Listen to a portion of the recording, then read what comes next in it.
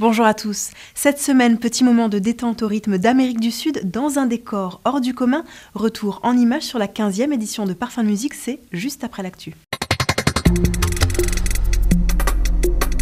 Cette semaine, les températures atteignent la barre des 30 degrés. Pensez à quelques gestes simples pour vous protéger ainsi que vos proches. Boire de l'eau, éviter de sortir aux heures les plus chaudes, s'humidifier le corps et le visage. Toutes les préconisations en détail sur www.valdemarne.fr. Ce mercredi 28 juin, c'est la remise du prix de l'université.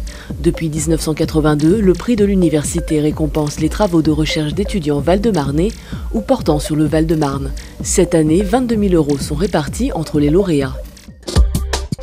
Petit rappel, votre enfant intègre une classe de 6e dans un collège val-de-marnais public ou privé, inscrivez-le en ligne au dispositif Ordival, un ordinateur portable distribué à chaque collégien par le département en partenariat avec l'Éducation nationale afin de limiter la fracture numérique.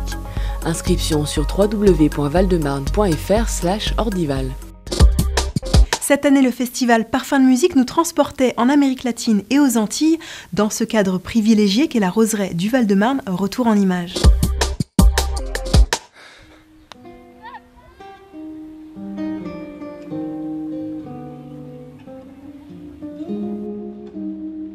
La 15e édition du festival Parfums de musique s'ouvrait ce week-end à la roseraie départementale du Val-de-Marne sur des notes venues d'Amérique latine.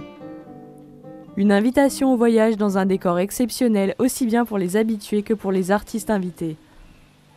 C'est vraiment très calme, c'est surréaliste parce que autour il y a vraiment beaucoup de bâtiments et là on se trouve dans un cadre privilégié avec des roses, des rosiers. Le cadre il joue beaucoup, quand on fait de la musique on est très sensible à tout ce qui se passe à l'extérieur. Moi j'avais envie de chanter, découvrir tout l'espace que j'avais devant moi et c'est très différent quand on joue dans un théâtre.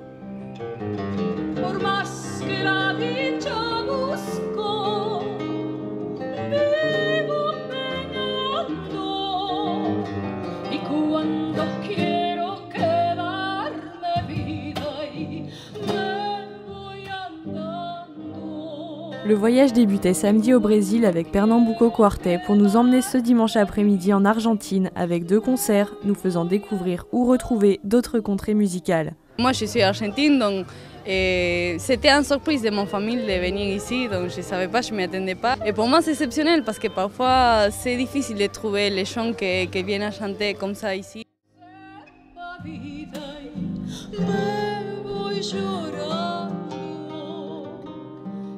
On revisite des choses, on essaye de créer des liens entre des cultures et des styles musicaux qui a priori n'ont pas de lien.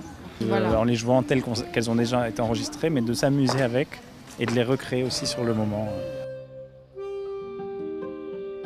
On se laisse aussi conduire tout au long de cette escale par l'harmonica d'Olivier Kerrourio, l'accordéon de Daniel Mille et son orchestre, jusqu'à ce que tous se prêtent à un dernier morceau nourri de leur répertoire aux multiples inspirations. Preuve que l'aventure musicale est une chose qui se partage. Une courte pause, le temps de se remettre du voyage, et nous nous donnons rendez-vous samedi prochain au Pérou avec l'active chanteuse et femme politique Susana Baca pour aboutir dimanche par une journée en Guadeloupe. On connaît surtout la variété guadeloupéenne, il y a des très très belles traditions musicales. Et là on a eu la chance de pouvoir recevoir 2 groupes à la fois.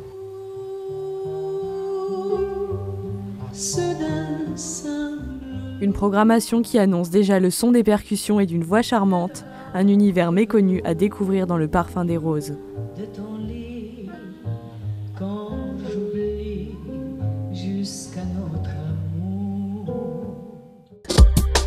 À présent, des sorties histoire ou nature, c'est dans l'agenda. Et si Gentilly vous était conté? Samedi 24 juin à 18h, la Société d'histoire de Gentilly vous invite à revisiter une tranche de l'histoire gentilléenne sous un angle inattendu et original grâce à des textes issus d'un travail d'introspection et de souvenirs d'enfance de 8 sociétaires sur fond de projection de documents d'époque. Samedi 1er et dimanche 2 juillet, au parc départemental des Hautes-Bruyères de Villejuif, c'est Estival Archéo. Au programme des expositions, animations, ateliers de création, initiation aux techniques de fouille, tissage aux tablettes, poterie médiévale, peinture sur verre ou atelier Cro-Mignon pour les 4-7 ans. Ne ratez pas le tournoi amateur de tir au propulseur. 7e édition de la fête de l'Arqueboisé. Dimanche 2 juillet de 10h à 18h, rendez-vous au domaine départemental des Marmousets situé à la Queue-en-Brie. À l'occasion de cette journée, le département vous livre les secrets de l'Arqueboisé, ce vaste ensemble forestier qui recèle quantité de richesses écologiques, naturelles et paysagères. Pour l'édition 2017, à chacun sa façon de plonger au cœur de la forêt. Sportive, ludique ou artistique, des animations en accès libre toute la journée. À présent, les reportages à retrouver dans votre sélection Teval+, visite de l'espace naturel sensible de la Pierrefitte et de la Plaine des Bordes, visite de l'écomusée du Val-de-Bièvre. Val Hebdo, c'est terminé pour aujourd'hui. Très bonne semaine et à jeudi prochain.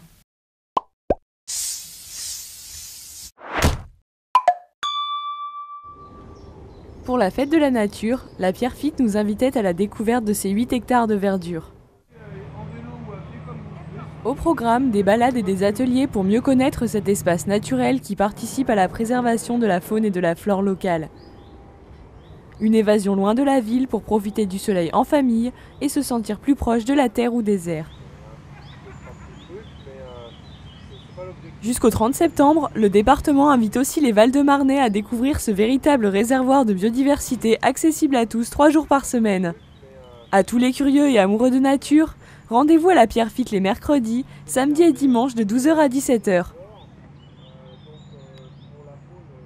Une autre journée dédiée à la visite de l'espace naturel aura lieu le dimanche 17 septembre pour les Journées européennes du patrimoine.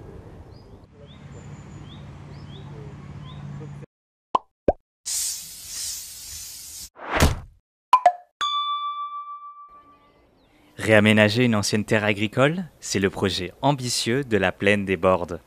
Située à Chenevières-sur-Marne, cette propriété départementale se transforme en un lieu bio-culturel. Ainsi, des projets porteurs et innovants permettront de protéger et développer ce nouvel espace naturel. Sur la Plaine des Bordes, ce qui s'y développe, évidemment, notre préoccupation écologique, mais aussi cette vocation agricole. Et puis l'autre spécificité, c'est la co-construction avec les associations. L'association Les Robins des Bordes fédère les différents acteurs de ce site, notamment la présence depuis 2009 d'un élevage d'ânesse bio, d'un rucher associatif, des jardins collectifs et du maraîchage bio, également des jardins d'insertion implantés depuis 2014. Tous participent au développement d'un pôle agricole local tout en sensibilisant à l'éducation environnementale. Valbio, donc il y a la préoccupation de continuer donc à avoir une vocation agricole, premièrement, et deuxièmement avec un volet insertion professionnelle pour laquelle nous sommes extrêmement attentifs parce que, vous le savez bien, la question de l'emploi dans le Val-de-Marne est au cœur de nos politiques publiques. Cet espace dédié aux loisirs, aux liens sociaux et au développement de l'activité agricole en milieu urbain ne délaisse pas pour autant le volet biodiversité. La direction des espaces verts et du paysage favorise la préservation et la création des mares sur ce site. Ce qu'il y a de particulier sur la Plaine des Bordes, c'est d'abord un espace de 59 hectares d'un seul tenant, ce qui constitue le 3e espace naturel sensible du département. Et une des particularités sur les bords, c'est d'avoir sur ces espaces une imbrication de milieux naturels très intéressants, en particulier de milieux humides, de mares, d'avoir une mosaïque de végétation, de fruticées, de milieux semi-ouverts et de boisements. C'est ce qui fait cette particularité. Donc au sein de ces milieux naturels, toute une diversité d'espèces de faune et de flore rares et protégées. Depuis 2015, il est classé espace naturel sensible. Alors, au détour d'une parcelle, on pourra bientôt apercevoir les chevaux du futur haras des Bordes en pâturage sur des prairies verdoyantes.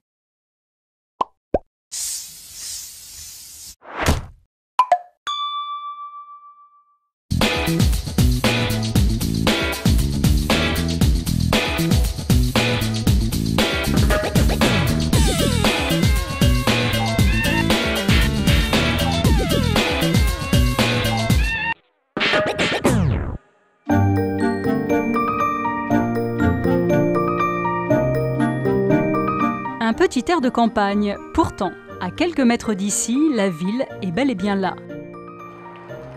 Bienvenue à la ferme de Cotainville à Fresnes. Une ferme datant du XIIe siècle qui abrite aujourd'hui l'École nationale de musique et l'écomusée de Fresnes. Visite de l'écomusée justement avec son conservateur, Alexandre Delarge. Bienvenue à l'écomusée du Val-de-Bièvre.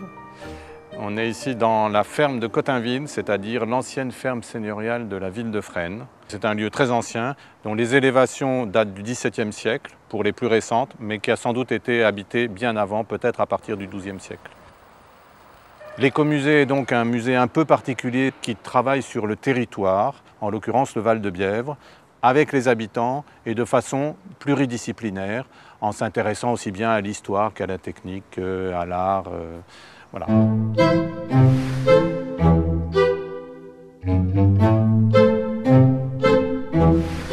À l'écomusée du Val-de-Bièvre, nous faisons des expositions sur des sujets très divers dans cette très belle salle qui est l'ancienne bergerie de la ferme. Actuellement, il y a une exposition sur Robert Doisneau. Nous ne présentons que des photos que Robert Doisneau a prises sur notre territoire de référence qui est le Val-de-Bièvre, donc cette commune en banlieue sud de Paris.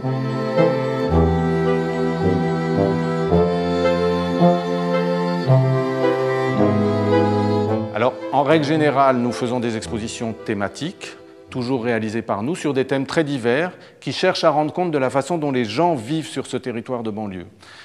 Et ça peut donner des expos tels que les gens du voyage, ou la façon dont les jeunes filles deviennent des femmes, ou les usages de la télévision, mais ça peut aussi donner des expositions sur le patrimoine du Val-de-Bièvre. Et ces expositions sont soit des expositions de photos, soit des expositions de documents, et aussi des objets. Nous sommes ici dans un autre espace, ce sont les anciennes écuries de la ferme.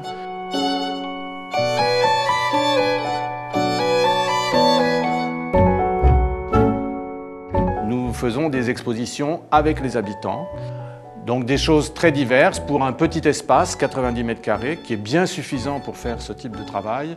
C'est donc eux qui sont acteurs de cette présentation. Alors ils travaillent en relation avec l'équipe de l'écomusée, mais de façon plus ou moins autonome. Aussi bien sur les sujets comme l'école, l'autoconstruction, le rapport au territoire, le patrimoine et autres.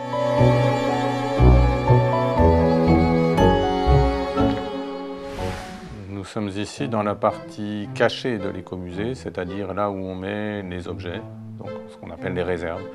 C'est un peu particulier notre rapport aux objets parce que, d'une part, nous nous intéressons au contenu, c'est-à-dire à ce que les objets disent plus que les objets eux-mêmes. Et du coup, les objets peuvent paraître très très hétéroclites.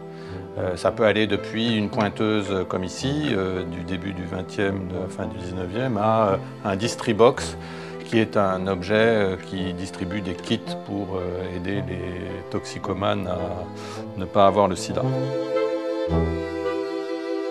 Et ce qui est intéressant, en fait, c'est que sur chaque objet, on fait un entretien avec le donateur ou l'usager, de préférence l'usager, pour savoir un peu tout ce qu'il y a à dire autour de cet objet, qui va aussi bien de l'usage technique de l'objet que à les représentations, les symboliques, qu'est-ce qu'il en pense, qui s'en servait, pourquoi c'est rentré dans la famille, qui le réparait, enfin bon. Et à travers tous ces objets, nous tissons au fond une idée ou une grande histoire de la façon dont les gens peuvent vivre sur ce territoire en banlieue, les liens sociaux, les relations entre les gens. Tous les ans, d'octobre à mai, l'écomusée propose également des conférences et des visites. Toutes les infos sur le site internet de l'écomusée.